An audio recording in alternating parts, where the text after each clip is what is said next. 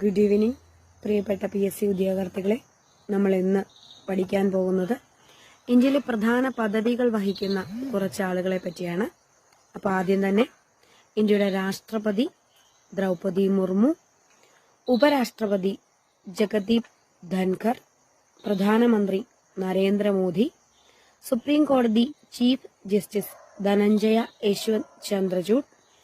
Lok Sabha speaker Om Birla, Rajya Sabha അധ്യക്ഷൻ ജഗദീപ് ധൻഖർ, രാജ്യസഭാ ഉപാധ്യക്ഷൻ ഹരിവൻഷ് നാരായൺ സിംഗ്, ലോക്സഭാ പ്രതിപക്ഷ നേതാവ് രാഹുൽ ഗാന്ധി, ലോക്സഭാ സെക്രട്ടറി ജനറൽ ഉൽപ്പൽ കുമാർ സിംഗ്,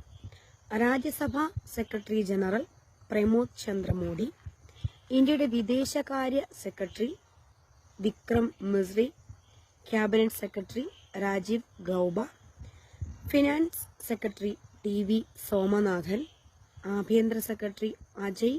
കുമാർ ബധല്ല, പ്രതിരോധ സെക്രട്ടറി ഗിരിധർ ആരമന, ദേശീയ സുരക്ഷാ ഉപദേഷ്ടാവ് Ajit Kumar Doval, attorney general R Venkataramani, solicitor general Tushar